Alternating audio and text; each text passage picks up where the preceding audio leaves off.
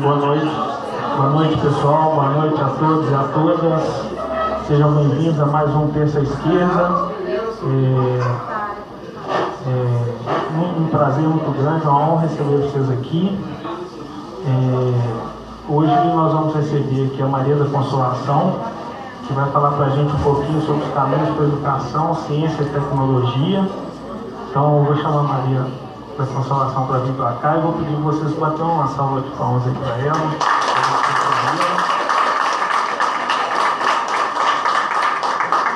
E antes de eu passar a palavra para ela, eu vou pedir só o seguinte: quem não conhece Terça à Esquerda ainda, se interessar, para acompanhar a gente nas redes sociais, que isso ajuda muito a gente na divulgação dos nossos eventos. De 15 em 15 dias a gente está aqui, sempre às terças-feiras, fazendo esse encontro no bar, um momento de descontração e de conversa séria também. E quem puder ajudar a gente curtindo a nossa página, tanto no Face quanto no Instagram, e ajudando a gente a divulgar os eventos, dando umas curtidas, compartilhadas, comentários, isso realmente impulsiona muito as nossas divulgações e ajuda a aparecer na linha do tempo de outras pessoas. Então a gente vê sempre pessoas chegando aqui dizendo que não conheci, mas apareceu lá no meu Facebook, eu achei legal, resolvi vir. É por causa disso, é porque algum amigo em comum curtiu ou compartilhou, fez algum comentário, aí aparece na linha do tempo de outras pessoas. E a gente vai conseguindo reunir, se conhecer aqui e a partir disso bolar ideias e pensar coisas aí para agir conjuntamente no nosso cotidiano político. Então, sem mais delongas, vou passar a palavra para Maria da Consolação. Gente, eu falo muito alto. Gente, muito obrigada, boa noite a todos e todas. Agradecer a oportunidade, o convite de estar aqui. Eu vou sentar porque eu não estou passando assim muito bem hoje, mas estou com uma crise de calafrio e de febre. Então, eu sou Maria da Consolação, sou professora da Educação Básica da Rede Municipal de Belo Horizonte, aposentada. Trabalhei 32 anos aqui em Venda Nova. Tem um monte de amigas que estão aqui, algumas já aposentadas, outras que vão aposentar e outras começando a carreira ainda e algumas estão na metade da carreira, né? Então, é desse espaço da educação básica e também da educação superior que eu gostaria de apresentar alguns pontos para a gente pensar sobre educação, ciência e tecnologia. Então, primeiro, se a gente for pegar a educação básica, que é onde nós trabalhamos, né, nós temos a educação infantil, que passou aí por uma greve de 52 dias, pela luta por carreira com dignidade, né, unificação da carreira. Nós temos lutas constantes da educação pela valorização profissional e pela melhoria das condições de trabalho. E o que a gente vê hoje no país, né, pegar os dados de 2016, nós ainda não conseguimos resolver o problema da educação básica no país. Nós tínhamos em 2016 14 milhões de pessoas com mais de 15 anos que eram analfabetas, 52 milhões de pessoas que não tinham completado o ensino fundamental, 22 milhões de pessoas com mais de 18 anos que não tinham concluído o ensino médio.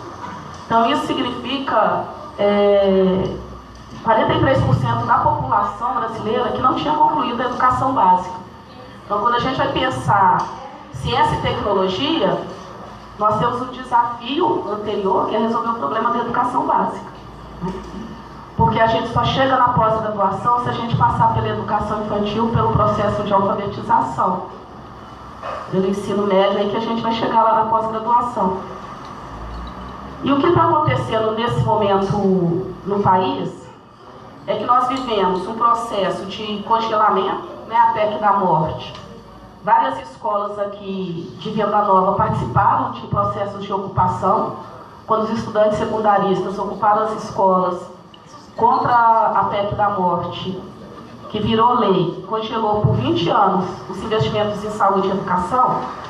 E foi uma ação muito difícil dessa juventude, porque você discutir orçamento é algo muito complexo, né? Você discutir reforma da Previdência é mais palpável para as pessoas. Agora, discutir orçamento da União, investimento em saúde e educação, e a moçada ocupou escolas e fez todo um debate sobre isso. Infelizmente, eles passaram a proposta deles, e aí, mais recentemente, o que nós temos visto? O governo anunciando que vai cortar recursos para 2019 das bolsas de pesquisa. Então, esse ano o governo investiu mais de 1 bilhão de reais em pesquisa. Para 2019, segundo os dados do CNPq, ele vai investir 800 milhões. Então, uma queda brutal. O que é que isso representa? São mais de 200 mil bolsas que deixaram de existir no país. São 93 mil bolsas de pós-graduação, 105 mil bolsas de formação de professores da rede básica, o PIBID. Tanto do PIBID quanto Residência Pedagógica e o Programa Nacional de Formação de Professores da Educação Básica. E por que esses programas são importantes? Porque para eu investir lá na frente em ciência e tecnologia, eu preciso ter uma formação da docência, né, também na prática. O PIBID é isso, é possibilitar que o estudante de licenciatura já esteja presente com as pessoas, com docentes que estão nas salas de aula. E essa troca de experiência e construindo formas alternativas de pensar o fazer pedagógico. Então, quando você faz esse desinvestimento, você está comprometendo no presente, já está comprometendo no futuro. A outra coisa é da FAPEMIG.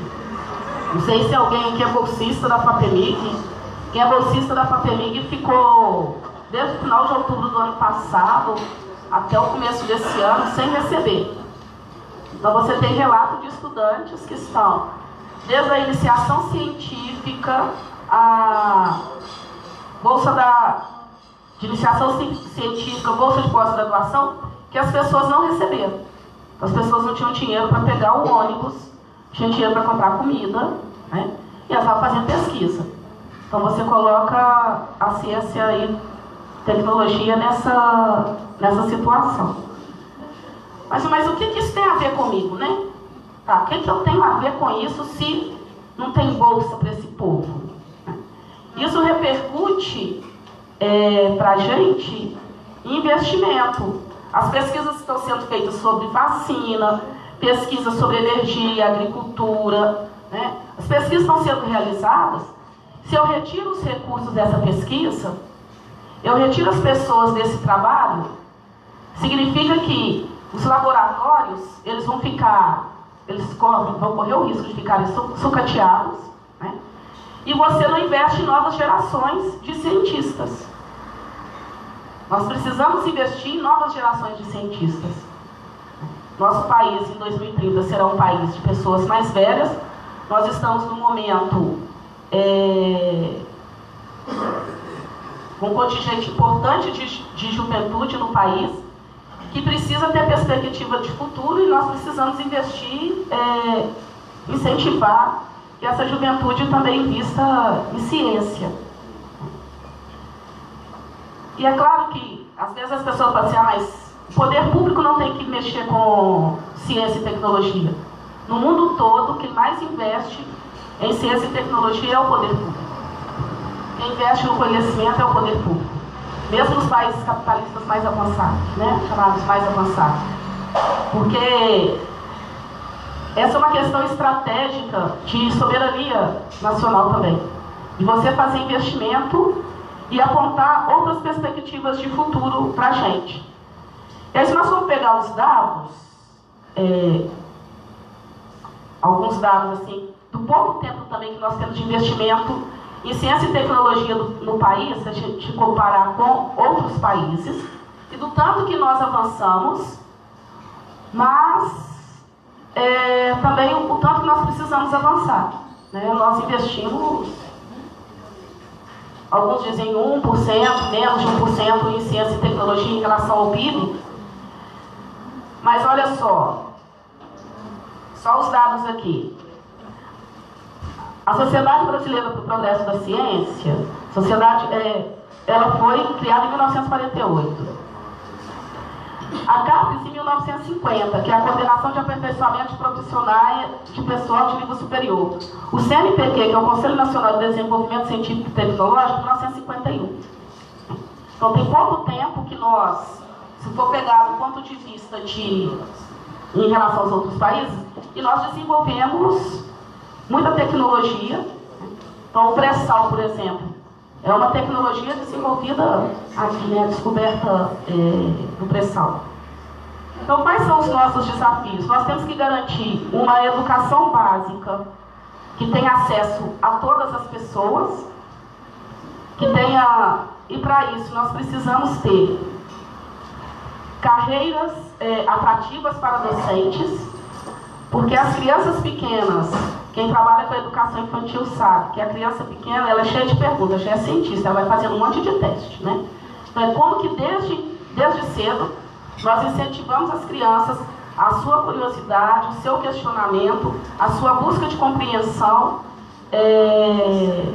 do mundo, como investir na ciência e na ciência matemática, nas várias áreas de conhecimento na educação básica, para a gente garantir que tenhamos pessoas com muita vontade de serem cientistas. Porque também exige um processo de dedicação, um processo de relação com o conhecimento, um modo de vida para essa pessoa estar investindo. Precisamos ampliar investimentos em aspectos de biotecnologia, nanotecnologia. Nós temos um parque aqui em Belo Horizonte, da UFMG, o BHTEC, que tem as pessoas que trabalham com nanotecnologia. Isso é pouco divulgado. Então nós temos que investir também em insumos para a saúde. Nós vamos ser um país mais velho, que vai exigir outros tipos de tratamento de saúde, né, porque as pessoas vão envelhecendo. Entretanto, essa política de você congelar investimentos em saúde e educação, ela já repercute no presente. Porque às vezes a gente fala assim, não, isso vai repercutir no futuro, né? Já repercute no presente. Nós já estamos com doenças que tinham sido erradicadas voltando, né? A polio está voltando, sarampo voltando e está atacando as nossas crianças. São as nossas crianças que estão vivendo isso. Porque quando eu era criança, o pai e mãe ficavam desesperados com polio, meningite e sarampo, porque isso matava, né? E hoje essas doenças estão voltando. Isso tem a ver com um debate de investimento em saúde forte, de investimento, de fazer campanhas importantes, porque aí também começa a ter algumas campanhas dizendo assim, que não pode tomar vacina, né? Então é como você faz um investimento na ciência. A outra coisa é que a ciência e tecnologia, ela tem a ver ela também repercute na economia.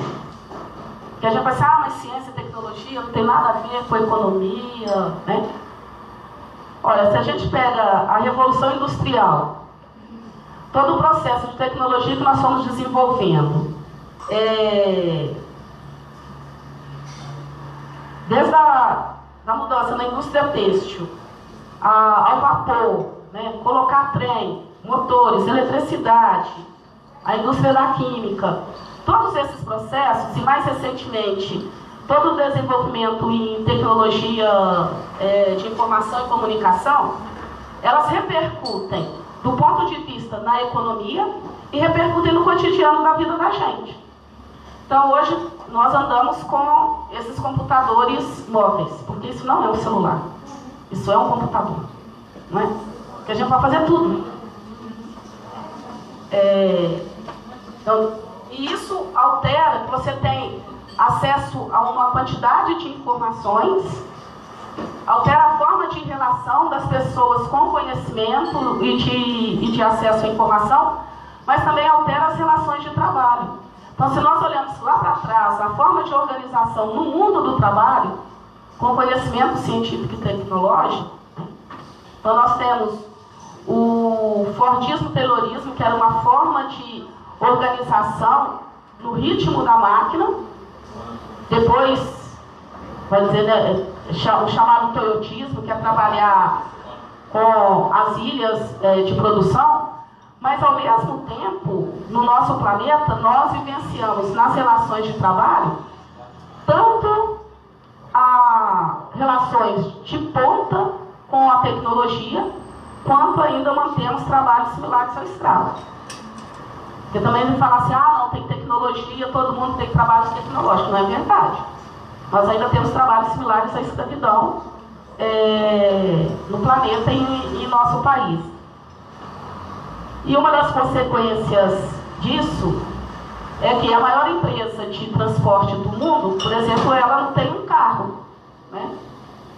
Ela é um aplicativo no celular. A maior empresa de hospedagem no mundo também não tem um quarto de hotel, nem uma casa, é um aplicativo no celular. Isso muda as relações de trabalho das pessoas. Então, quando a gente discute o processo de precarização das relações de trabalho, chamado precariato, do trabalho que é quase autônomo, né?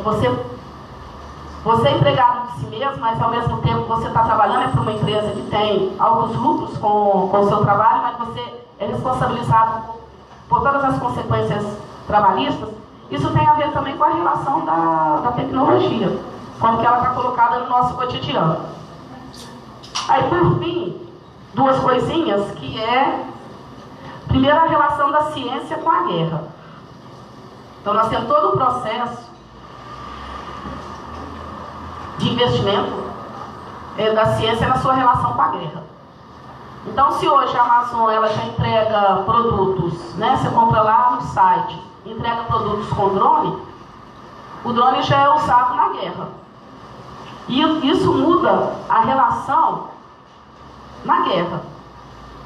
Porque aquele processo de guerra, se a gente pegar aqueles filmes antigos, né, como que os caras faziam guerra, essa coisa insana que é fazer guerra. E hoje você manda um drone, o drone joga a bomba naquele lugar. E tudo isso por controle remoto. Você não tem um enfrentamento direto nesse processo. E isso faz com que as pessoas elas não vivenciam questões psicológicas que vivenciariam os processos mais diretos do enfrentamento. Mas também passa por todo o processo de formação, de geração, que é de ficar nos joguinhos do videogame. Então você está lá na luta do videogame, está na luta do videogame, então uma bomba... Então, sabe, essa construção... E a outra coisa é que nós precisamos pensar na reorientação do progresso tecnológico no mundo, porque o atual processo que nós vivenciamos, que é investimento em combustível fóssil, na produção em escala com desrespeito profundo à natureza, a destruição dos nossos rios, dos nossos córregos, né? Se a gente for pegar aqui as histórias dos córregos daqui, ou daqui de Venda Nova, o Capão, por exemplo. Quando a gente chegou lá no córrego, o Capão tinha água limpinha. 32 anos atrás, o Capão tinha água limpinha, né? Então, a nascente ainda tem água limpa, né? A nascente onde brota não está poluída, mas ao longo ele vai sendo destruído. Então, você tem um processo de total agressão à natureza, de desrespeito profundo à Mãe Terra, e que isso está gerando um processo de aquecimento global, que tem setores que dizem, não tem um processo de aquecimento global, e que nós precisamos orientar a discussão da tecnologia. Então, a tecnologia, o investimento em educação, ciência e tecnologia, esse investimento, ele tem que estar vinculado a uma concepção de mundo e de sociedade que eu quero construir. Então, não é apartar, né? A sociedade que eu quero construir é uma sociedade onde todas as pessoas têm direito, têm vida com dignidade, que a diversidade humana é respeitada, não tenha racismo, machismo, homo-lésbico, transfobia, não tenha nenhum tipo de preconceito geracional, religioso. Qual sociedade que eu quero construir? Essa sociedade, como que eu vou investir em educação, ciência e tecnologia? Qual vai ser a minha relação com o planeta? Porque isso implica no que eu vou investir. Então, eu quero mais mulheres fazendo ciência. Isso significa que, para ter mais mulheres fazendo ciência, as universidades têm que ter escolas de educação infantil para acolher as crianças das mulheres que estão fazendo ciência, né? Significa que as moradias estudantis têm que ter direito de morar com as crianças, porque senão as mulheres não vão fazer ciência.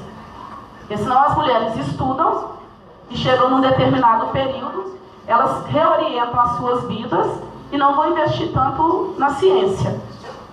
Da mesma forma que eu tenho que investir para que a população, os povos originários, a população negra, tenha acesso à produção da ciência. Então, quando eu discuto cotas, eu estou discutindo isso, né? A produção desse conhecimento tem que garantir a presença de toda a diversidade humana de um país. E tem que construir um diálogo com todo o conhecimento ancestral produzido ao longo da humanidade. Aí eu termino falando para vocês que tem um pessoal em São Paulo, eles lançaram um movimento que são cientistas engajados, que é um movimento que defende que nesse processo eleitoral é preciso discutir ciência, educação, tecnologia, porque é preciso discutir o presente e o futuro do país, e que as ações do atual governo golpista, elas têm objetivos muito explícitos, que é de colocar o povo brasileiro e o nosso país numa relação de subordinação ao capital internacional.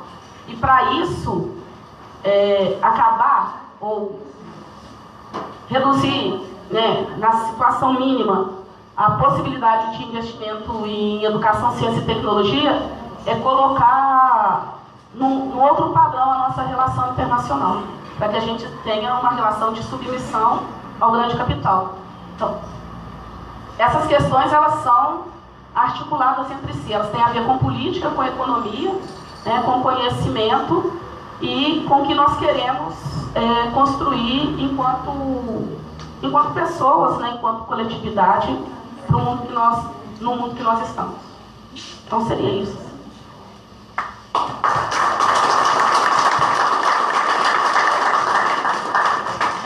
Muito obrigado, Consola.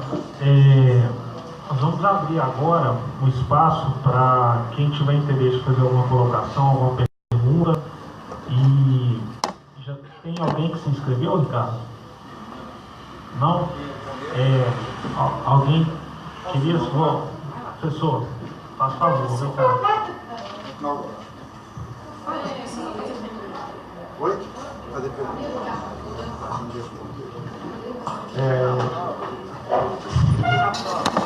Não, eu estou aqui te ouvindo e te confesso que hoje eu fiquei conhecendo uma outra Maria da Consolação. porque eu te conheço há muito tempo. Lembro você lá, professora da Escola Municipal Mônica Raimundo Trindade. Lembro você no sindicato, lembro você candidata várias vezes, né? E na maioria das vezes, assim, uma posição de tentar uma discussão mais coletiva, mais partidária do que da consolação, né? E hoje eu vi você falando de coisas que até então nunca tinha ouvido. E foi muito bom te ouvir. E aí me remeteu algumas leituras, né? Eu li uma vez um livro do Leonardo Boff com Mark Hathaway, que é o tal da libertação, que ele fala que a humanidade hoje consome 30% de recursos além daquilo que o planeta consegue repor. Quando o Steve Hawking morreu, né? Eu lembro de um prognóstico dele dizendo que a humanidade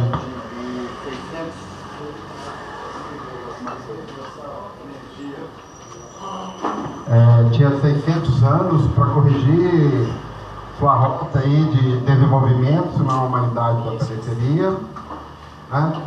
E nas redes sociais eu vi não li a matéria, mas eu li lá uma manchete lá de um estudioso dizendo que se a gente não educar os homens vão se matar, né? Diante dessa perspectiva. Ou seja, a gente corre o risco de retorno à barbárie, né? E nessa greve, que o pessoal chamou de greve aí dos caminhoneiros, teve um evento aqui em Belo Horizonte, para mim que foi muito significativo, na falta lá do combustível, as pessoas já estavam brigadas, a porrada uma na outra, uma violência, coisa brutal, bárbara mesmo, né? E a gente precisa mesmo, principalmente aqui tem um grupo que a maioria é de professores, de educadores, né? Essa questão está colocada para a gente, né? A gente precisa pensar nisso, né? E aí a pergunta que eu tenho para fazer, depois dessa fala longa, é o seguinte: eu queria que você dissesse a respeito da consola candidata, né? O que você planeja nessa área?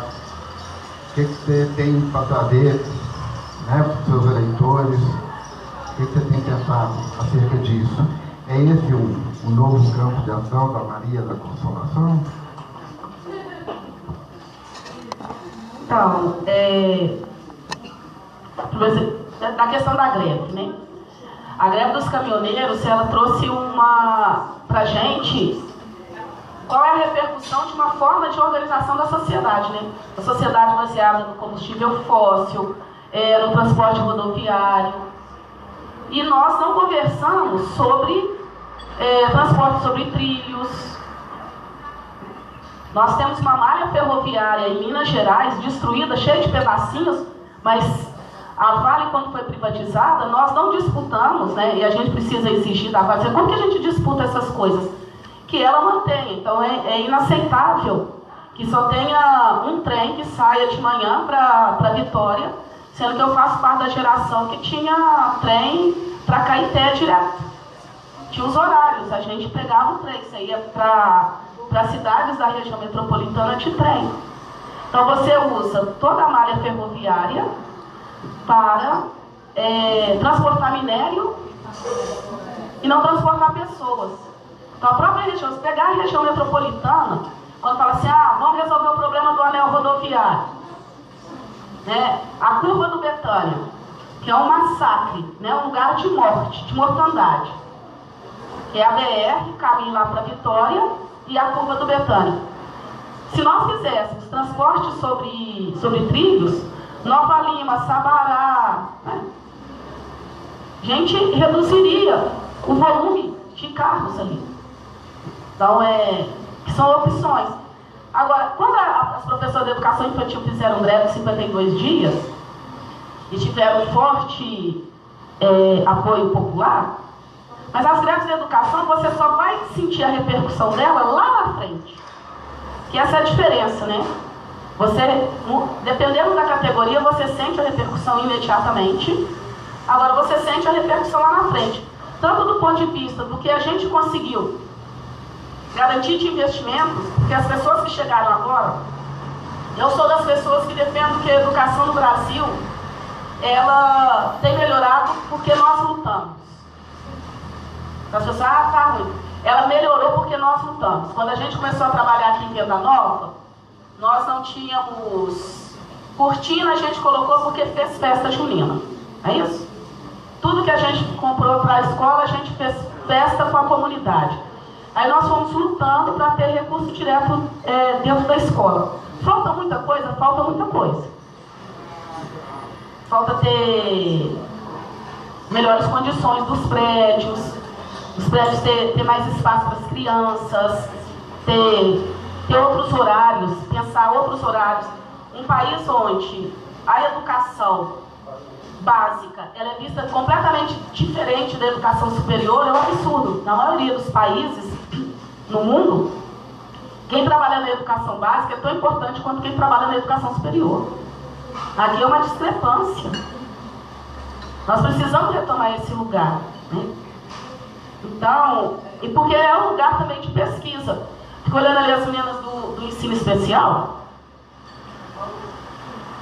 O que a moçada do ensino especial Venda Nova produziu de conhecimento, de revista, né, no trabalho, porque isso é produzir pesquisa. É produzir conhecimento.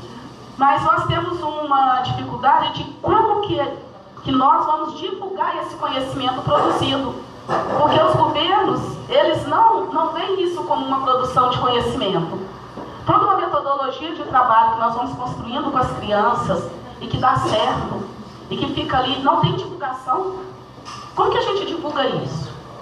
Em outros países, as pessoas, isso tem que ser divulgado, né? Tem congressos para a docência da educação básica, trocar as suas impressões, trocar as suas experiências sobre o que tem produzido. As meninas da educação infantil, elas têm produzido todo o conhecimento de atender crianças de 0 a 2 anos. Nós não atendíamos na rede municipal. Então, isso é uma produção de conhecimento. Então, como valorizar essa produção de conhecimento, porque ele é aliado com educação, ciência e tecnologia, porque a gente tem que estar direto lá, junto com a universidade, com o que tem de mais novo de produção na área de construção de conhecimento, para dar conta da sala de aula. Isso é visto como estanque, separado. Então, é porque, quando você fala que esse lado você não conhecia, assim, o que a gente fez no Sindirrede, a partir de 2006, nós começamos a fazer uma disputa, que foi uma disputa para dentro da academia. Nós começamos a escrever e a participar de congressos, tá? Tanto Thaís, Cristiane e eu, escrevendo também junto com o Anderson. Nós fomos escrevendo reflexões sobre o que estava acontecendo conosco e indo para congresso. Congresso da Associação de Pesquisa de Administração Escolar, da Amparo. Vou levar as nossas reflexões. Nós estamos vivendo aqui sobre avaliação de desempenho, nós temos que discutir com outras pessoas do mundo o que a gente está passando.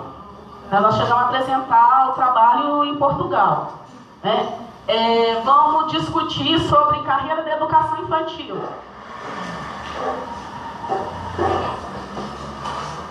Aí esse texto nosso sobre plano de carreira, ele foi aprovado por um congresso que é da AFIS, Associação de Pesquisadores de Língua Francesa, junto com a Unesco.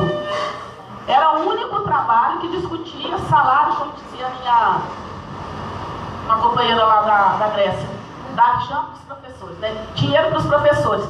Todas as outras eram as pesquisas de educação no mundo. Só nós estávamos falando sobre a importância e a urgência de ter salário decente para professoras, né? Para a educação. Então, nós fomos construindo junto com essa luta sindical, também uma disputa na academia, né? Então eu fiz um mestrado, a gente queria conhecer quem eram as professoras do ensino primário de Belo Horizonte. Pedia lá a prefeitura não tinha. Então nós fomos fazer uma pesquisa, aí aplicando 360 questionários, pessoalmente, em várias escolas de Belo Horizonte, né? Em todas as regiões. Aí nós levantamos um perfil de quem eram as professoras primárias. E depois no doutorado, a pesquisa foi sobre política de valorização do magistério, plano de carreira, condições de trabalho e remuneração.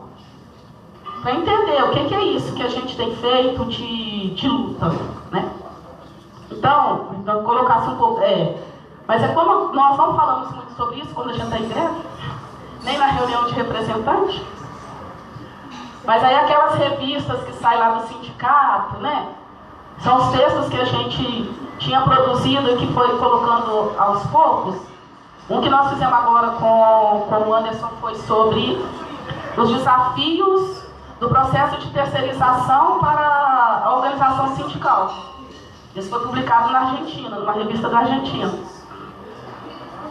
Porque quando você tem na escola pessoas da AMAS, MGS, Caixa Escolar, Inova, concursado, que repercussões isso tem na organização sindical? Porque isso não vai ser fácil. Como que um sindicato só vai dar conta disso, né? Obviamente que a pesquisa ela tem a ver muito mais com uma área, mas vai criando diálogos.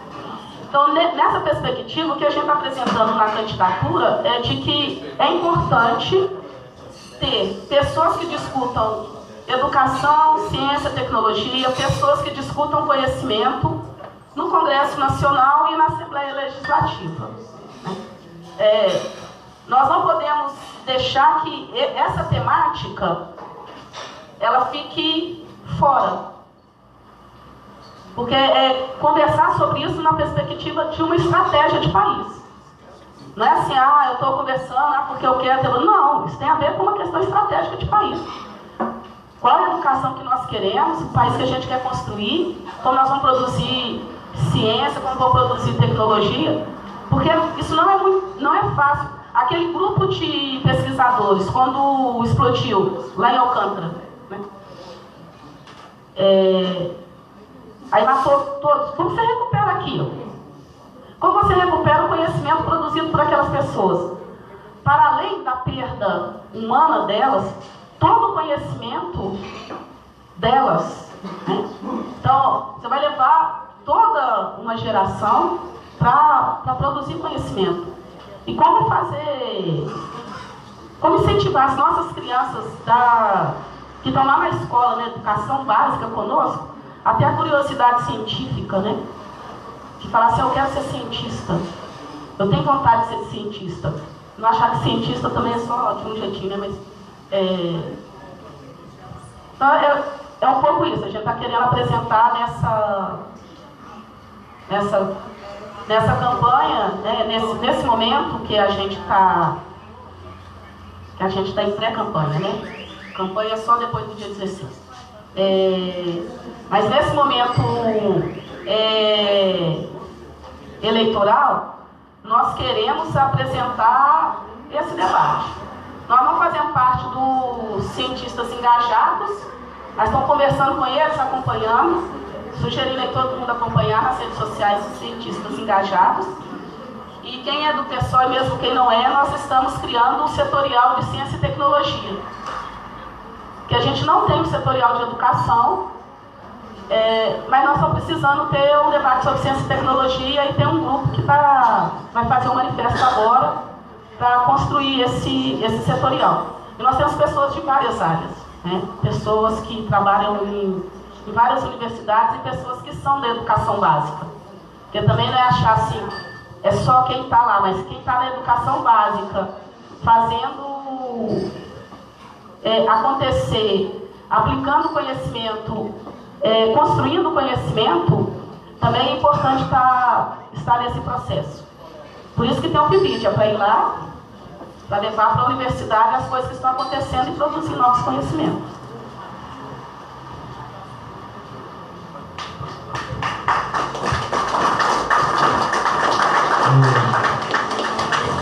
A gente tem uma inscrição aqui para pergunta, o Chiquinho, faz favor. E aí depois o Sérgio também vai fazer uma pergunta. Boa noite, pessoal. Meu nome é Francisco Chiquinho. Sou mais um companheiro aí nessa luta por um Brasil mais igual, um Brasil que a gente busca aí. Queria agradecer primeiramente ao Purinho e Família por esse espaço que está sendo fantástico para a gente. Agradecer a Consolação, essa boa vontade de estar aqui com a gente nessa terça-feira, nessa terça esquerda, que já está ficando tradicional aqui, graças a Deus. Cumprimentar todos os companheiros que estão aqui. A gente tem visto, como sempre, né, nos debates, nos projetos, nas falas dos políticos, muito sobre saúde, política e educação. E hoje você tocou um ponto que é ciência e tecnologia, é uma coisa importantíssima, né, que dá fronteiras, que dá posição, que firma o país como uma potência, né, e a gente tendo ciência e tecnologia, a gente deixa de abaixar a cabeça para outros países e outras potências. E a gente não vê muito falar em ciência e tecnologia nos debates, nas entrevistas e tudo. Eu queria saber, às vezes, se você tem, até você começou a responder essa pergunta no final aqui da sua fala, mas eu queria saber, dentro dos projetos de governo que nós estamos tendo, você tem ideia aí de como está sendo ocupado essa parte de ciência e tecnologia nesses projetos? Dos governos atuais, desses projetos que estão principalmente dos presidentes, né? E dos outros candidatos também, mas a gente quer saber isso. Se você tem essa informação, se isso está melhorando, se isso está aparecendo, se isso está sendo discutido. Você até falou agora dessa discussão que está tendo.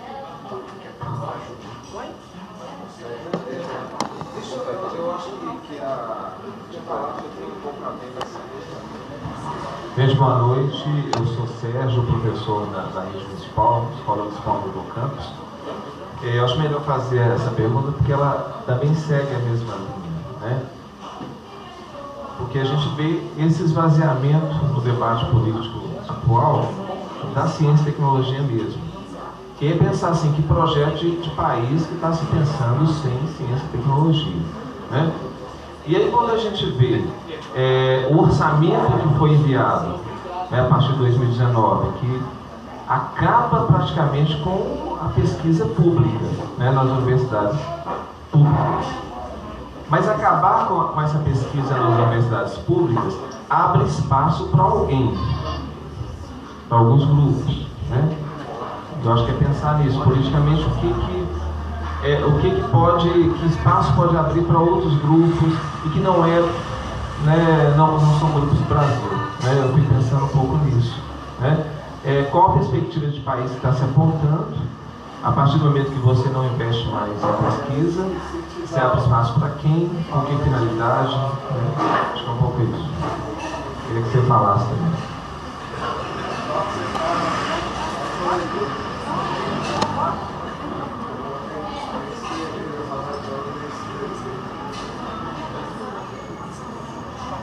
Boa noite, gente. Eu sou a Sandra, professora aposentada da rede municipal.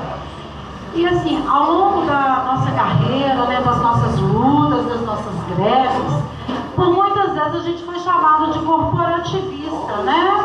Olha, sua luta é corporativista. Como se tivesse o jeito de uma luta pela educação, principalmente do lugar que a gente está, que é do setor público, fosse algo corporativista.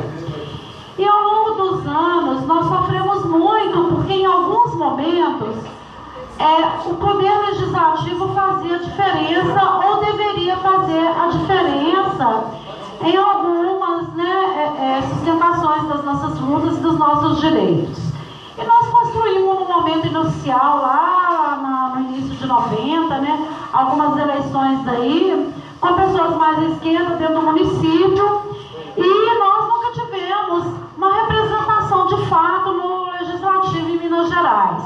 Nos decepcionamos demais nessa primeira leva, e parece que a gente desistiu e abriu mão. E eu sou clara com meus colegas: olha, você vai na Câmara Municipal, você vai na Assembleia Legislativa, todos os segmentos, todos os setores, não só o do privado, tem sua representação, tem seus interesses, mais ou menos alguém lá que respondam por eles junto às categorias e aos interesses mesmo, e nós não temos.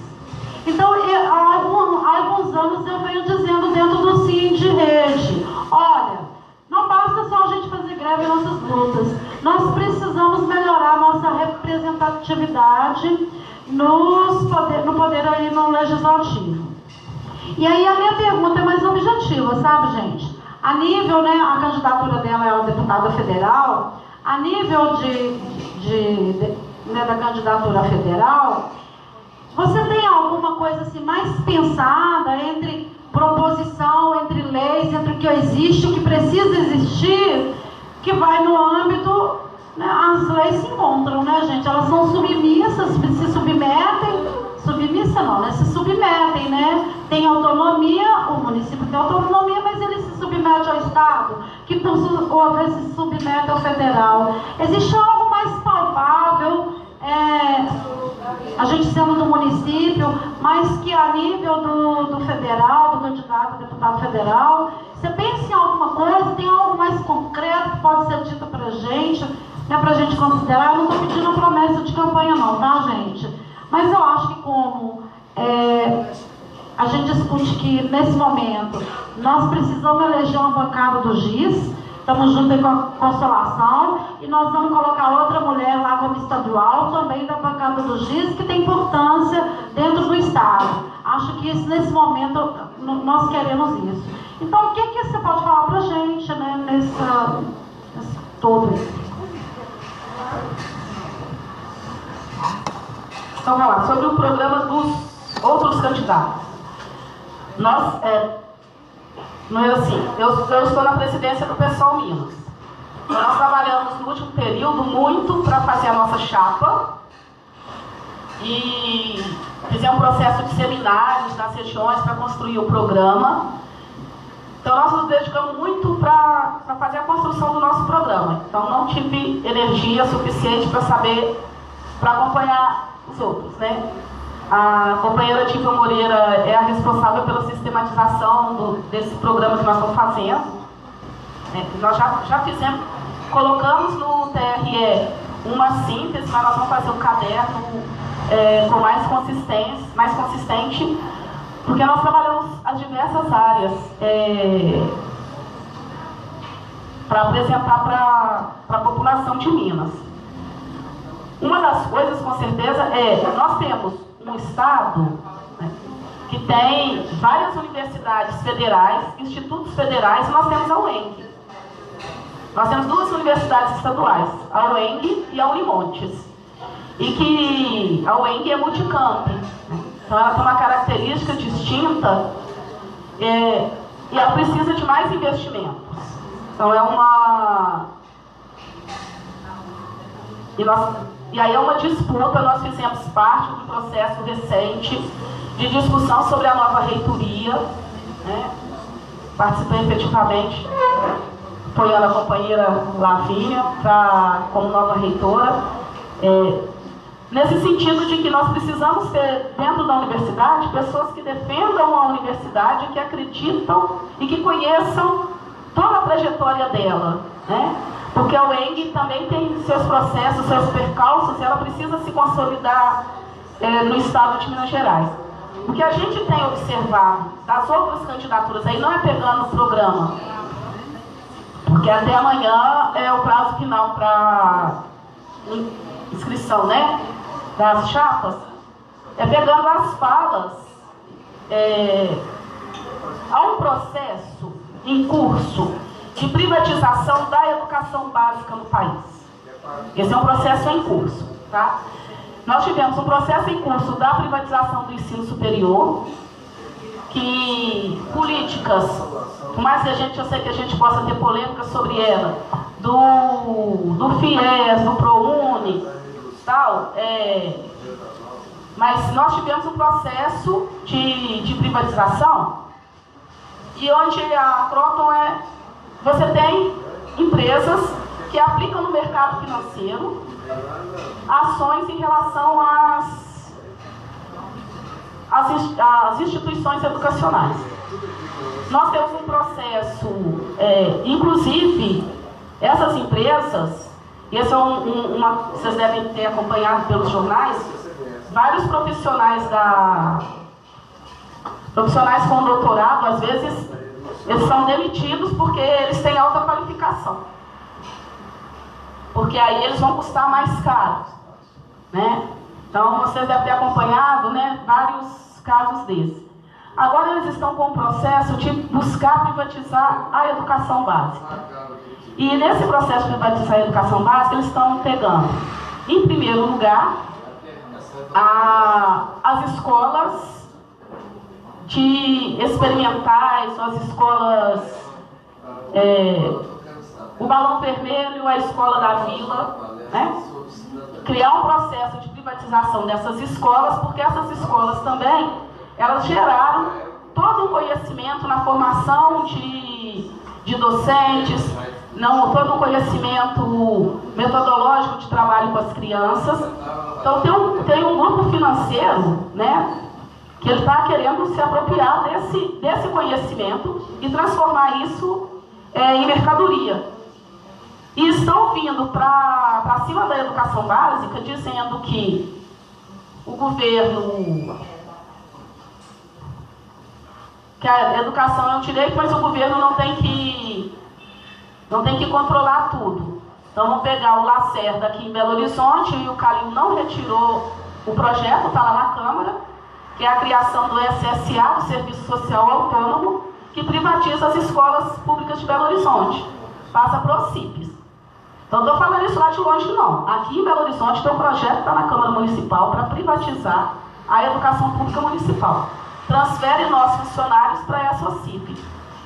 Em alguns estados, como Goiás, tem colocado muito passar para a Polícia Militar, né, para ela fazer a gestão da escola. Então, nós temos uma disputa em relação à educação, qual é a educação que nós queremos. E o debate que a gente fazia na década de 80, da escola pública e escola estatal, nós defendíamos que o Estado tem que garantir todos os direitos, pagar os docentes, tudo, mas que a escola tem que ser controlada pela comunidade. Por isso nós colocamos na lei orgânica do município a Assembleia Escolar como instância máxima da escola. Não é o prefeito que manda na escola, é a Assembleia Escolar, é a comunidade que define os rumos da escola, colocando o colegiado escolar. E esses normativos, eles foram se perdendo. Então, nós temos um desafio, do ponto de vista da educação, que é disputar não só a educação superior, mas também a educação básica, que agora, porque o capital ele vai querer fazer, ele quer controlar essas escolas para fazer uma educação de apostilamento. Então você tem as apostilas, não vão ser mais livros didáticos. Você faz um processo de formação bem mínimo, padronizado, linear, porque eu vou querer formar um determinado padrão de mão de obra. Então, discutir a educação, ela tem a ver com... Porque aí se eu faço esse processo, eu não vou investir em ciência e tecnologia. Em relação à ciência e tecnologia, se o Estado não investe, as empresas podem investir, mas assim, na ciência básica, na produção de conhecimento, não vão investir. Aí nós vamos ter que comprar tecnologia, que são as chamadas patentes. Então, o que nós temos hoje na Amazônia? temos a chamada biopirataria, né? Os caras vêm de fora, vão lá, pesquisam as coisas todas, pegam o conhecimento todo, chegam no país deles, fazem a patente, e aí nós temos que pagar a patente do produto que é nosso. Então é disso que nós estamos falando, sabe? A produção de conhecimento nosso, conhecimentos milenares, né? Chegam lá e pegam esse conhecimento, e aí você tem que pagar o nosso conhecimento, aí você paga. O nosso conhecimento, a nossa matéria-prima, aí a gente paga pela patente. Então não é pouca coisa. Então, por isso tem que ser, o setor público ele tem que investir. Porque cada área de produção de conhecimento tem as suas especificidades, né? E vão exigir determinados investimentos. A outra coisa, tanto também do próprio semiárido nosso. Você tem todo o conhecimento do semiárido, que as pessoas falam assim, mas como vai viver no semiárido? Tem todo um conhecimento, tem toda uma tecnologia que você pode desenvolver, que não precisa... Vamos pegar, os esquimós sobrevivem no gelo, não é? Então, o ser humano, ele tem a capacidade de construir conhecimento para sobreviver no espaço que ele está ocupando. Então, como que nós vamos fazer agora? Tem a ver com uma indústria da seca, uma indústria coronelista, que aí você investir em conhecimento, você garante a autonomia das pessoas.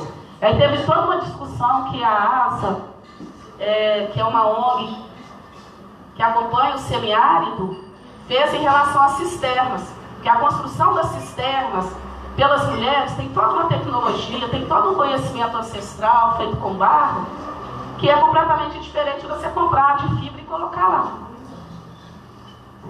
Ela desenvolve outras relações sociais.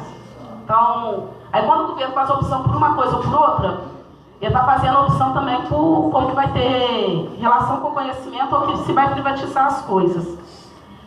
Em relação ao que a gente apresenta, nós temos dito o seguinte, que as nossas candidaturas da chapa, né?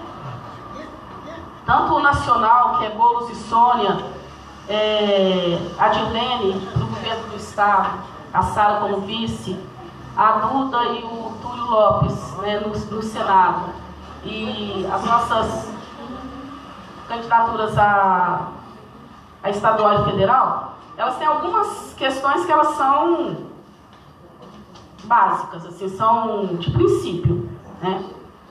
Nós somos anticapitalistas. Então nós temos um posicionamento em relação ao que está colocado aí. Nós queremos mudar essa relação de sociedade, relação capitalista. Então nós somos anticapitalistas, somos ecossocialistas, nós queremos construir uma outra forma de relação com a natureza, de produção e de distribuição de riqueza que preserve o planeta. Nós somos uma chapa feminista, que nós queremos que as mulheres estejam... Nós mulheres somos a maioria da população, a maioria das pessoas que votam. E o número de mortandade, o feminicídio, né? Se for pegar no mercado de trabalho, nós ainda continuamos, nós temos a mesma escolaridade, continuamos recebendo menos. Então, as mulheres tenhamos os nossos direitos humanos garantidos. Nós somos uma chapa antirracista.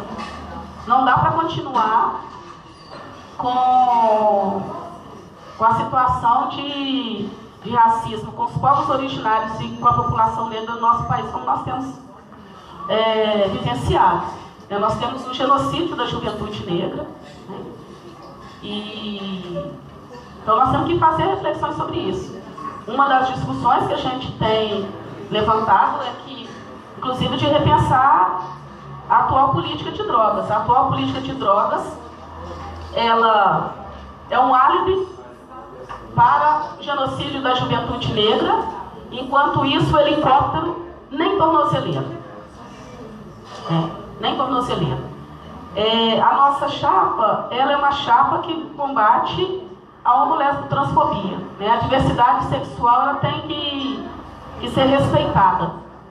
Então é uma chapa que discute essas coisas. Então, nesse aspecto, o que pensa para... Né? Então, nós temos que revogar as medidas do tempo. Nós temos que ter um Congresso Nacional que ele tem que ter a coragem de falar assim, ó, tem que revogar essas medidas. Tem que revogar a medida da reforma trabalhista, as vendas que foram feitas. Então, é por isso que nós estamos apresentando nomes para dizer para as pessoas assim, olha, você fala, o que a gente fez na reforma da Previdência? A gente foi lá, pôs as fotinhas, assim, olha, não votem nessas pessoas. Essas pessoas traíram a gente, não foi isso? Nós colocamos, essas pessoas traíram a gente, essas pessoas tiraram os nossos direitos trabalhistas, essas pessoas tiraram nossos direitos na Câmara. Agora, está na hora da gente pôr as fotinhas. Essas pessoas aqui, elas foram para a rua defender nossos direitos.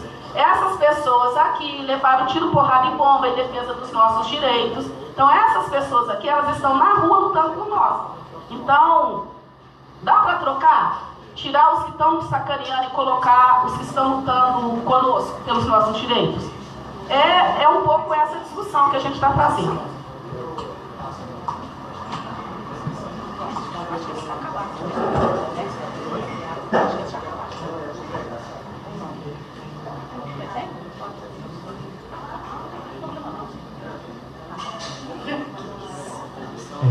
Vamos fazer mais um bloco de perguntas.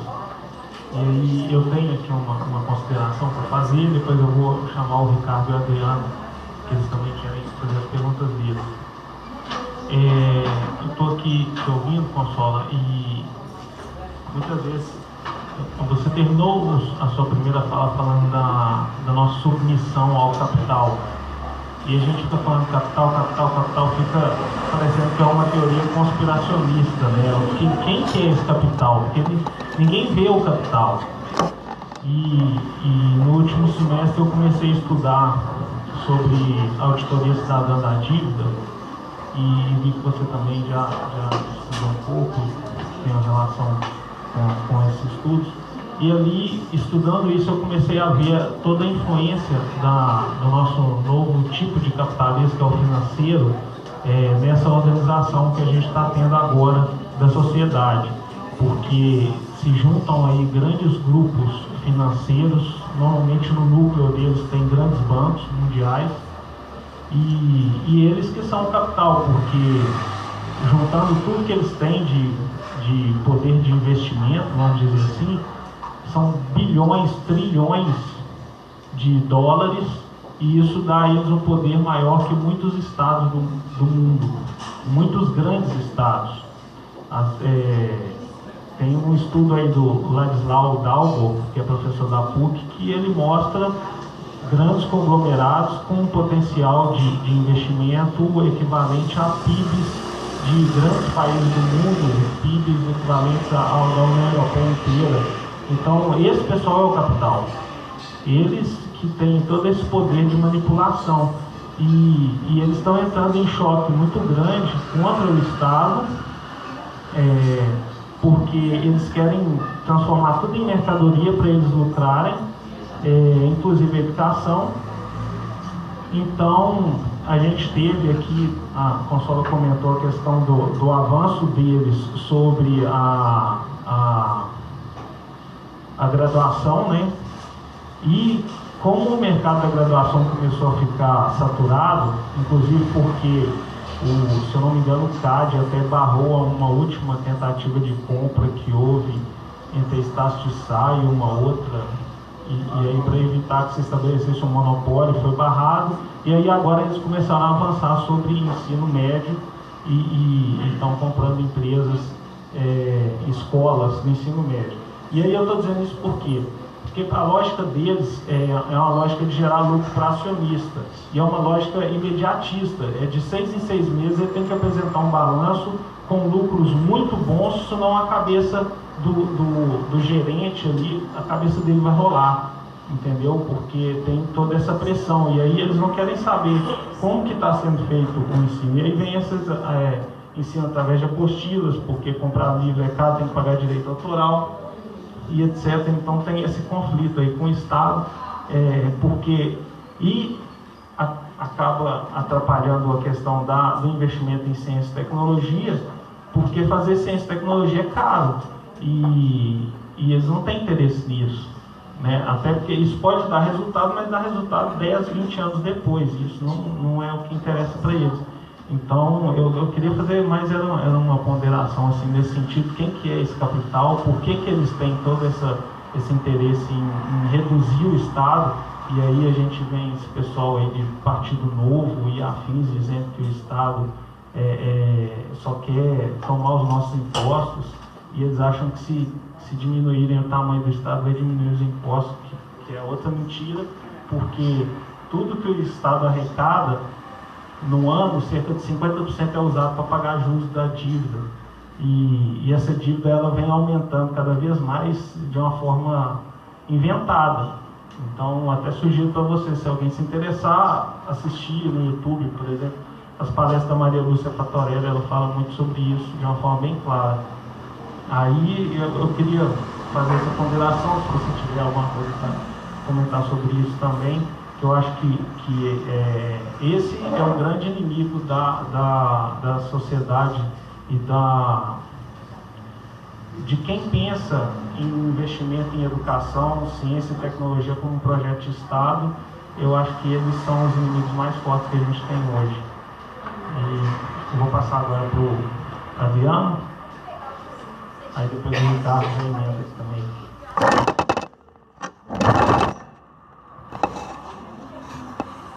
Boa noite a todos e todas.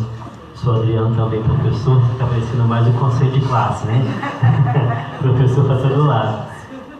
Bom, Consola, eu quero te fazer uma pergunta. Na verdade, de certa forma, eu fui contemplado com algumas das suas falas, inclusive na pergunta da Sandra, né? Mas é o seguinte: ciência, educação e tecnologia é a tríade que está em todo discurso político, né? De todo político que quer se eleger, seja deputado, governador, presidente, enfim. Sempre eu vou valorizar a educação, né? Sim, o discurso é sempre esse. Na sociedade isso também é um discurso que pega muito, talvez por isso está sempre presente na boca dos nossos candidatos aí, principalmente para os cargos executivos, né? É fato que essa tríade ela é fundamental para qualquer país que se quer desenvolver. Mas isso sempre vai esbarrar num parlamento que não nos representa, que não representa ciência, tecnologia e principalmente educação. Porque eu acho que quando a gente fala de educação, você acaba abarcando a tríade de uma forma geral, como você bem colocou aqui. Você não fala em ciência e tecnologia, você não fala em educação. E a gente tem essa mania de separar educação básica e educação superior, né? Eu vou falar de educação, para a gente pensar exatamente a educação básica e a educação superior no mesmo lugar, no mesmo patamar, numa mesma situação.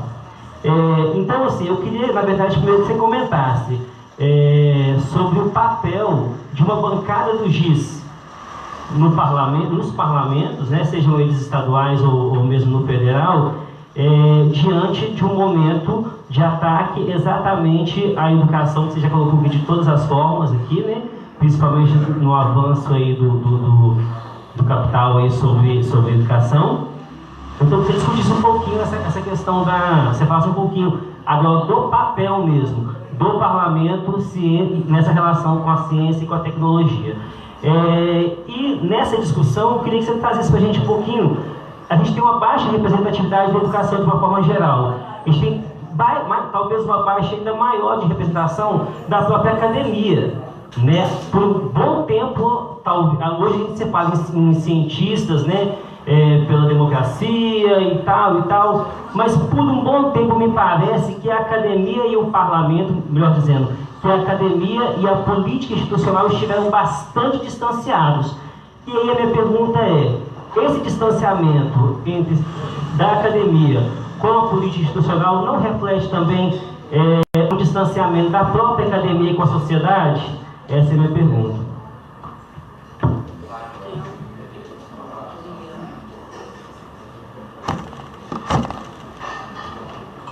Boa noite.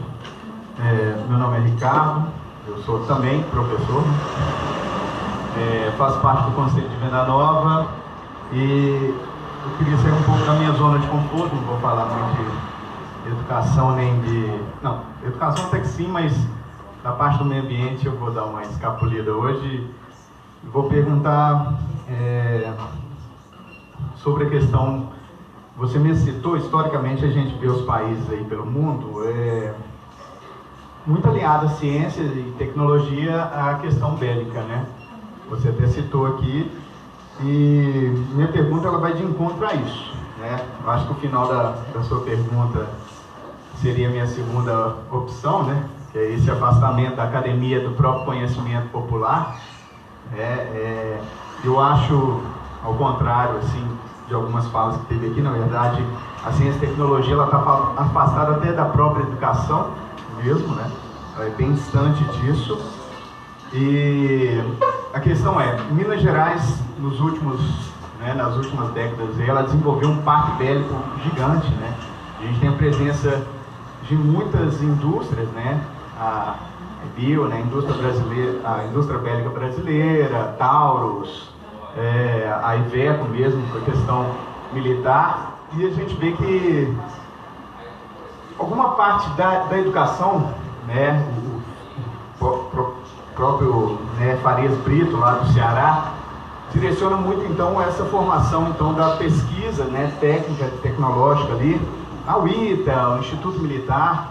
E aí eu queria que você fizesse um comentário sobre isso, do seu posicionamento quanto a essa questão desses investimentos muito direcionados à questão bélica, se existe algo de positivo nisso, né? Se existe algo, acho que você deu bem uma dica aí das posturas, e essa atuação, né, desses investimentos aqui na questão de Minas aí, dessa área, né, em Januário, Juiz de Fora, Itajubá, Sete Lagoas e outras cidades aqui da região metropolitana, dentro de com certeza aí, né, de um pré-mandato, a partir de quinta-feira já um mandato. Tá bom? Obrigado, boa noite.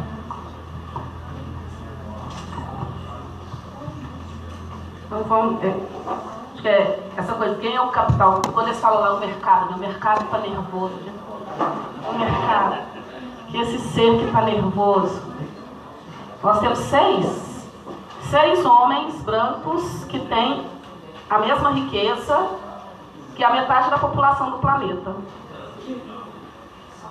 Só isso. Agora a gente pensa nisso. No Brasil nós temos 8 que têm a mesma riqueza que a metade da população do país. Então a gente pensar o que significa concentração. Quer dizer, ele vai gastar dinheiro, os filhos, não vai acabar. Né? Então não está preocupado com... Então o capital ele tem essa grande concentração e eles têm os grandes acordos deles. E não sei se vocês vão lembrar, no ano 2000 a gente fez um curso nas escolas, foi em 99 e 2000, que era curso no local de trabalho. E aí a gente apresentou o curso sobre o TAC, que era uma discussão sobre juros internacionais, e o Acordo Multilateral Internacional. O que eles estavam discutindo lá em 1999? Tinha um Acordo Multilateral Internacional, era um acordo para definir quais as questões, o que poderia ser privatizado. Né? Vão privatizar a água, vão privatizar a educação, a saúde, vão privatizar as florestas. Né? Então você teve todo esse processo, e aí quando as pessoas ficaram sabendo desse acordo multilateral internacional, estava acontecendo uma reunião na França, as pessoas começaram a protestar e deu origem, depois em Seattle, né, fizeram toda uma manifestação em Seattle e deu origem ao Fórum Social Mundial. As pessoas se juntaram para pensar que o outro mundo é possível, urgente e necessário.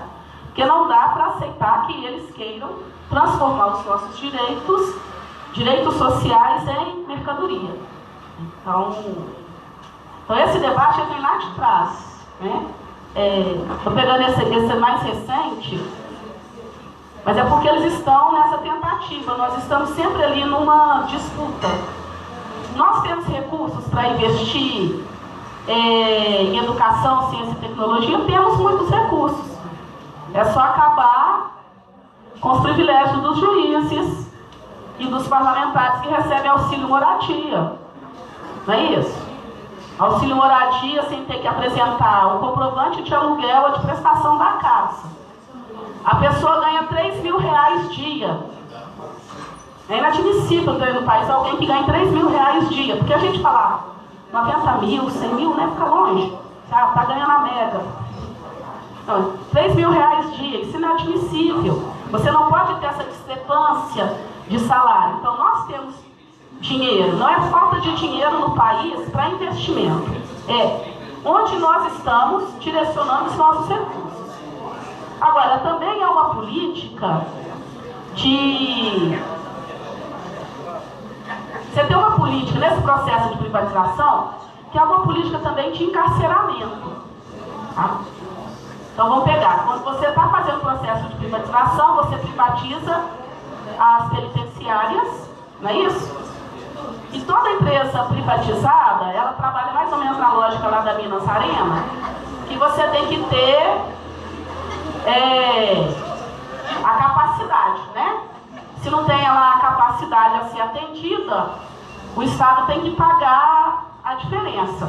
Então, nós temos que pensar que tem uma política hoje de encarceramento da juventude negra, combinada com uma reforma trabalhista que tira direitos, para você ter as pessoas trabalhando em situações completamente precarizadas e encarceradas.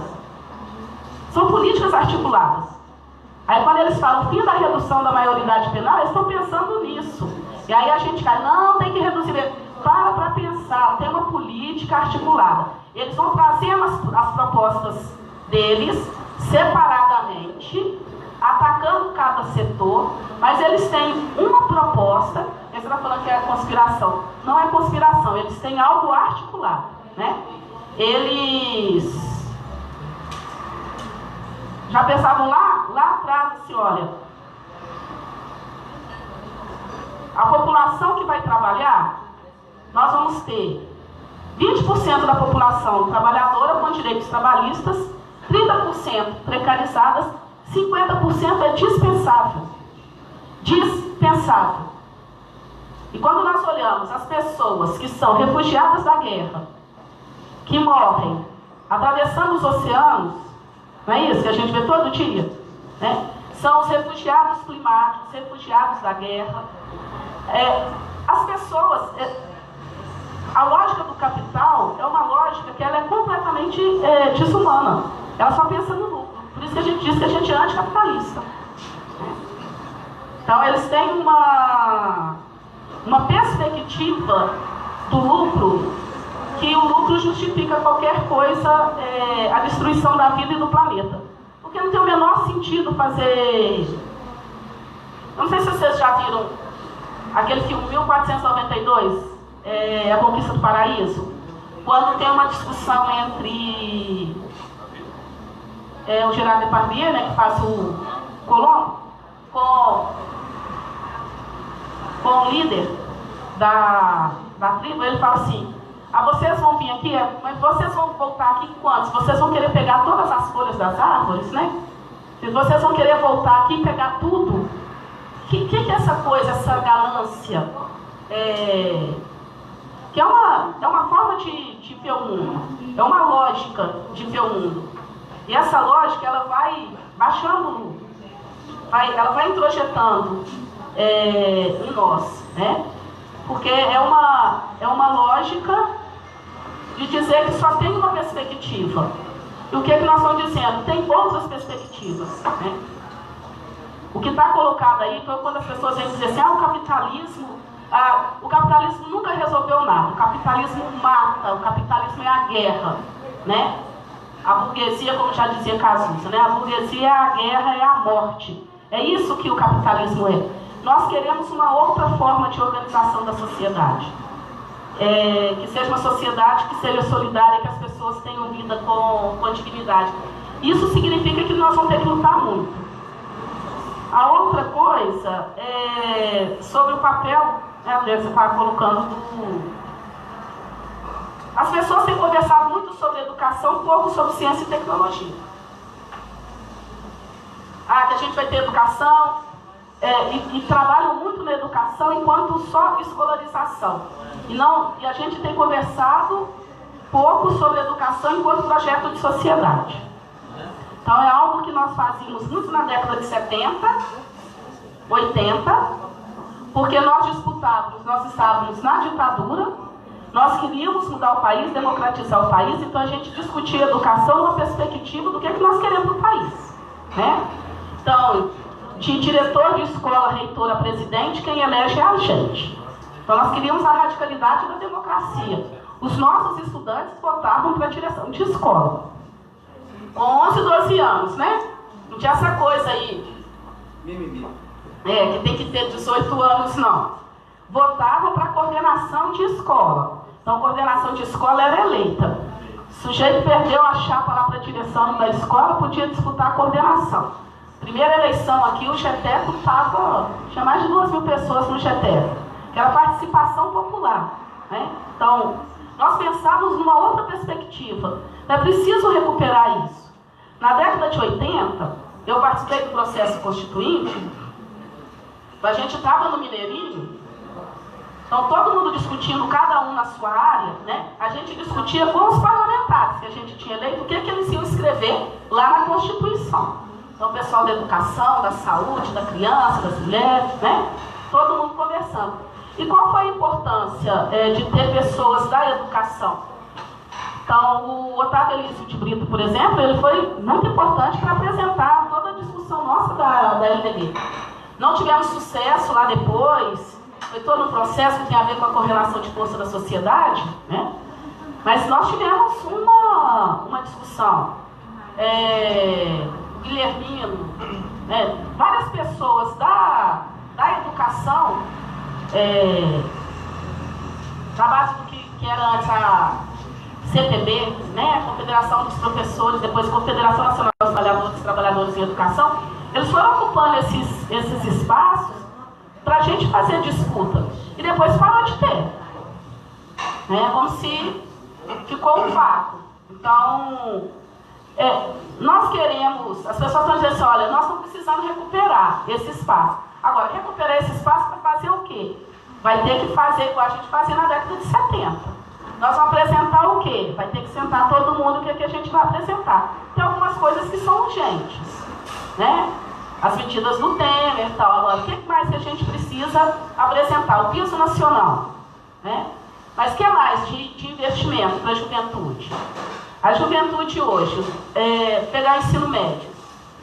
A moçada tem que trabalhar e tem que estudar. Você, em Belo Horizonte, a escola fica muito longe, você não tem passe livre, né? Como você pensa uma política de passe livre nacional? Porque Belo Horizonte é uma das únicas que não tem. Mas como pensamos também uma política que esse jovem, né, essa jovem, ela tenha alguma bolsa para estudar? Porque tem dinheiro no país para isso. Nós temos dinheiro para isso. Para essa pessoa estar estudando, para ela ficar mais tempo na escola, para ela se dedicar. Vocês já acompanharam que tem aquele processo de iniciação científica com os estudantes do ensino médio, né? Então, quando você começa, já desde o ensino médio, a fazer esse processo de iniciação, né? Então, você tem coisas para fazer, pensar nesse país que são gigantescas, né? Então, são algumas das que a gente está colocando. E, por fim, nós temos, de fato, essa coisa da academia, porque, às vezes, uma sociedade escravocrata igual a nossa, gente, às vezes a gente, com algumas titulações, a gente fica meio abessado, né? A gente fica se achando, não é? Então, eu tenho alguns amigos e amigas que falam assim, você não parece que tem doutorado, assim, tem cara, alguém tem que ter cara de que tem doutorado, né? Porque é como se você tivesse que andar de determinado jeito, falar de determinado jeito, para, né, um estilo. É sério? Como se você tivesse que ficar apartado das pessoas. Então, isso tem a ver com essa sociedade escravocrata, né? Uma sociedade meritocrática, que ela trata assim, né? Então, como eu nasci e cresci numa ocupação urbana, e eu gostava muito de estudar e saber o português direitinho, mas eu não podia parecer metida dos meus amigos e amigas. Então eu aprendi a falar direitinho sem falar palavra difícil. Então, muito raramente vocês vão me ouvir falar alguma palavra que, sabe, fundo da questão, assim, não falo isso, né? Porque eu aprendi a falar, até que conviver com a minha realidade, com o conhecimento, para eu ter, ao mesmo tempo, para eu estar com os meus pares e para eu ter acesso ao conhecimento. Para eu também não precisava ficar querendo aparecer para cima dos meus amigos e amigas. A gente estava todo mundo no mesmo espaço. Então, como que também é essa relação nossa com o conhecimento, essa relação nossa com a articulação. Agora, a universidade, ela já fez vários debates, mas também tem a ver lá com a década de 80, tá, gente? Lá na década de 80 nós fizemos vários debates da universidade aberta para a população, a universidade com pesquisa e extensão, né? Porque a universidade é o quê? Docência, pesquisa e extensão. A extensão é essa coisa de estar junto com as pessoas, de ter a presença, né, nas comunidades. Agora, também não é fácil a vida acadêmica, porque a vida acadêmica hoje, ela também é pautada pela meritocracia, pelo tal do qualis, né? A vida acadêmica é o tal do qualis. Você tem que produzir tantos artigos, publicar em tais revistas, e isso tem como consequência todo o processo de adoecimento de pesquisadores, pesquisadoras e de estudantes de pós-graduação. Porque o conhecimento, ele tem que ser algo para estimular a gente. Ele não pode ser um aprisionamento, um regramento da forma como tem sido colocado, né? Então, como pensar isso? Essa também é algo que nós precisamos conversar. E por fim, essa coisa das armas de guerra, assim, tem uma discussão que a gente vive numa sociedade patriarcal. Então, a sociedade patriarcal, ela é baseada num poder, que é o poder sobre a vida das pessoas, e não o poder a serviço das pessoas, né? E que ela é baseada no conhecimento muito mais direcionado para a morte do que para a vida. Então, quando a gente está discutindo ciência e tecnologia, também tem que discutir a sociedade, que a gente é uma sociedade capitalista, mas é também uma sociedade patriarcal, é uma sociedade racista, né?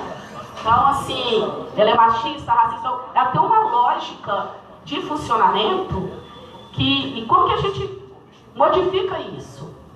Então, como que nós vamos produzir conhecimento para melhorar a vida das pessoas?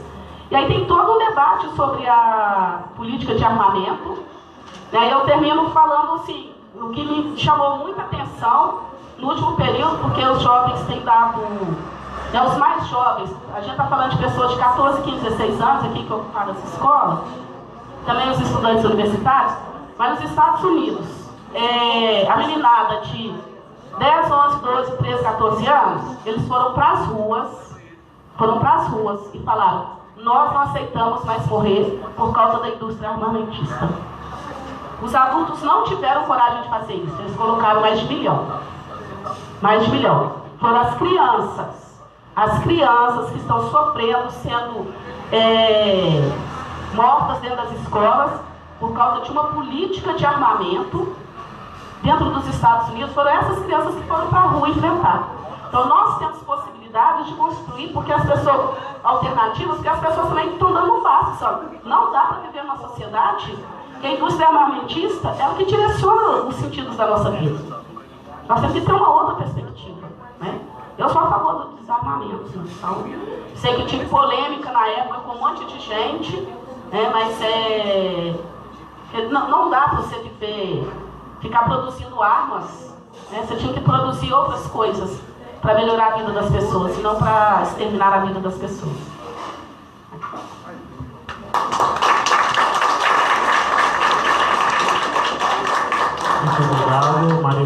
educação. Acho que vai no vídeo agora. Eu queria fazer uma pergunta bem... Tá lá, ó.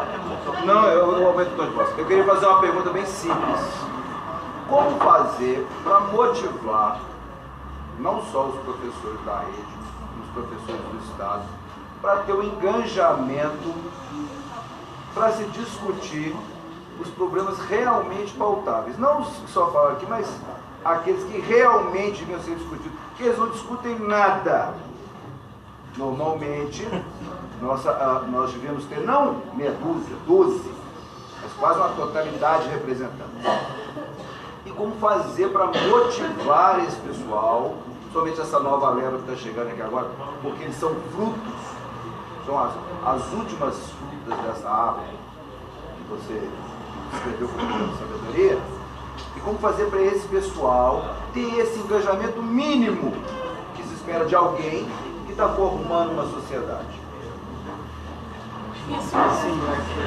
A pergunta é simples. É simples, mas tem sido um desafio nosso. Qual é o desafio nosso da educação? Como despertar ações das pessoas, não é isso?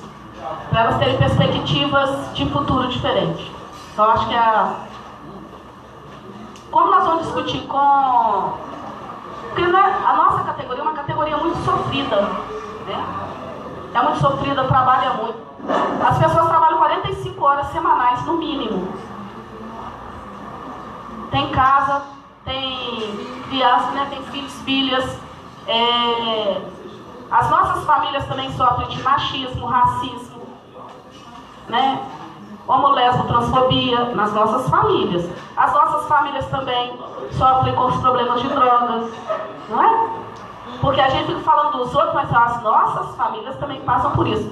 E nós não temos espaços para conversar sobre essas coisas. Então, da mesma forma que na educação superior tem toda essa coisa da meritocracia lá do Qualis, vamos pegar, gente, no último período, o que é que tem sido a nossa vida na escola? Preencher formulário, preencher formulário, preencher formulário, um monte de gente querendo mandar em nós, e nós perdemos a reunião pedagógica. Quando nós tínhamos reuniões pedagógicas, às sextas-feiras, nós discutíamos o mundo. O mundo. Ter horário coletivo de planejamento e de reflexão é fundamental. Nós discutimos conhecimento, produzimos conhecimento, como que nós íamos trabalhar com as crianças, resolvíamos os problemas da escola, como que nós íamos, os recursos que chegavam, como que a gente ia, onde e como que a gente ia investir, como que acompanhava a comunidade.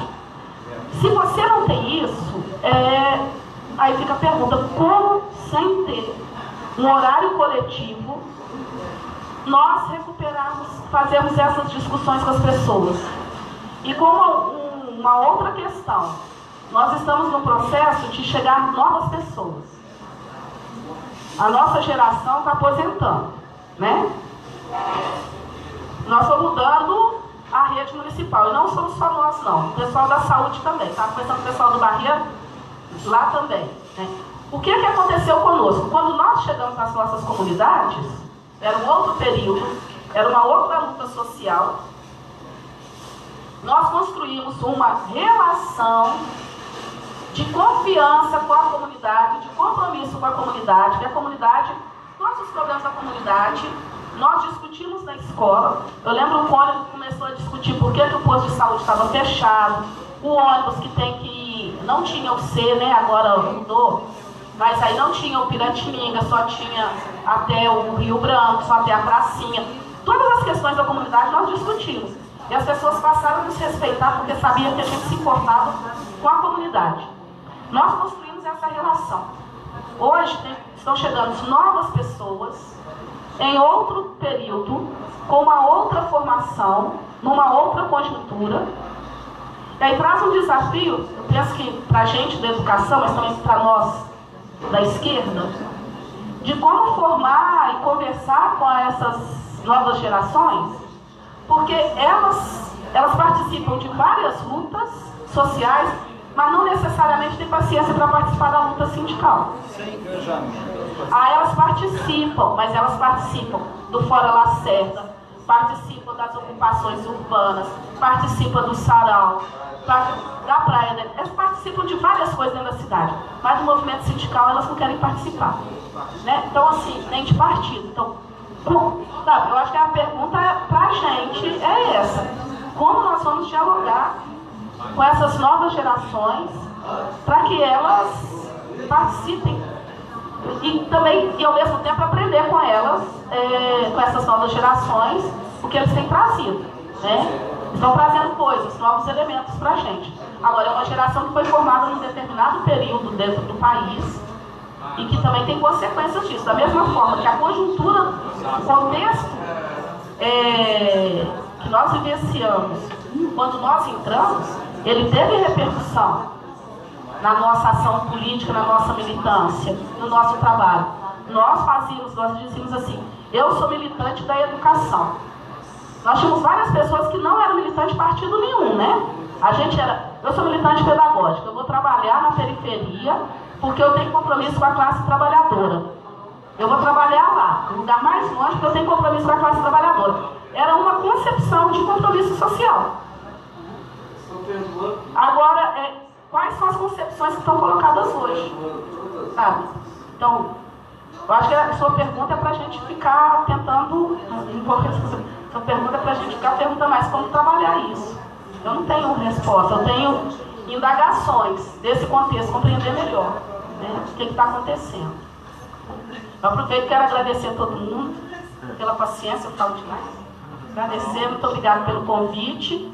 A gente coloca à disposição a propaganda, livro que a Márcio, Leandro, Duda organizaram, põe aí, que é Economia da Ciência, Tecnologia e Inovação, Fundamentos Teóricos em Economia Global. Então, quem quiser conversar mais sobre essas questões, o pessoal da UFMG, da Economia, tem várias pessoas que discutem Economia, Ciência e Tecnologia. São pessoas super abertas, assim, de fácil acesso. Tem feito várias atividades, trouxeram pessoas do mundo todo para compartilhar como que foi o investimento no país e como que esse investimento mudou a relação do país, né? Mudou as condições econômicas do próprio país.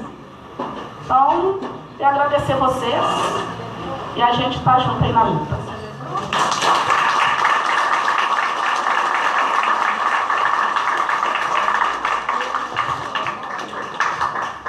Bom, gente, para encerrar, eu tenho só aqui 3 recadinhos bem rápidos mesmo. O nosso próximo Terça Esquerda é dia 28, né, daqui 2 semanas, e o nosso convidado vai ser o Gilson Reis, já está fechado com ele, e todos vocês estão convidados para virem próximo terça, à esquerda, dia 28, com o Gilson Reis. No dia 1º de setembro, a gente vai fazer um sarau aqui, que vai ser o sarau poético-musical da Escola Municipal Milton Campos, com o Curimbari convidados, então vocês também estão convidados. Dia 1º de setembro, dá tempo de ir ensaiando aí um poema de preferência de vocês, dá tempo até de escrever um, quem quiser também. E vai ser muito bacana, vai ser a primeira vez que a gente vai fazer essa experiência aqui no Curimbá. Esse sarau poético musical da Escola Milton Campos aconteceu 2 vezes, né? 3 vezes, vai ser a 4ª vez então, vai ser realizado. E por fim vai ter, daqui a pouco vai ser servida aquela panelada tradicional já da terça esquerda. Hoje vai ser um mexidão do povo, que daqui a pouco vai estar aqui para todo mundo se autosservir à vontade, tá ok? E eu queria só pedir ao pessoal, todo mundo que puder vir aqui para a gente tirar uma foto geral aqui com a consola, ok? Então valeu, gente, obrigado.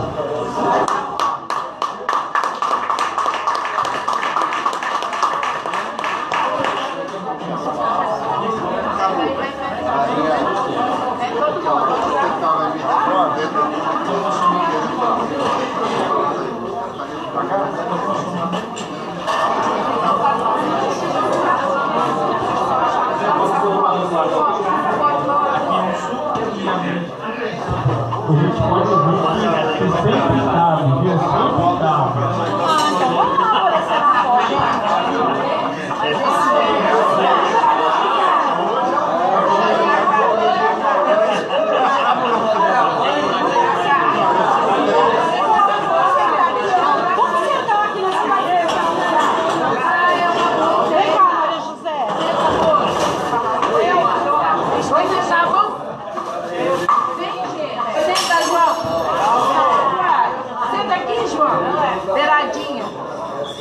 Nós vamos ficar igual Zé Laguarda, sentado aqui. Eu não vi as notas fiscais, vamos votar na lisura do processo. Uai, é, Luciana? Então, gente, vamos lá. Tá demorando. Bolos e Sônia. Ô, Ricardo, mas o que é que tá? A gente tem que ver. Eles que são responsáveis. Eles não publicam as fotos, não, esses tipos. Eles são responsáveis pela Põe na página do Corinthians. Põe na página do Corinthians. Traz pra mão. Ela sempre faz. Eu falei com o Nilson, tudo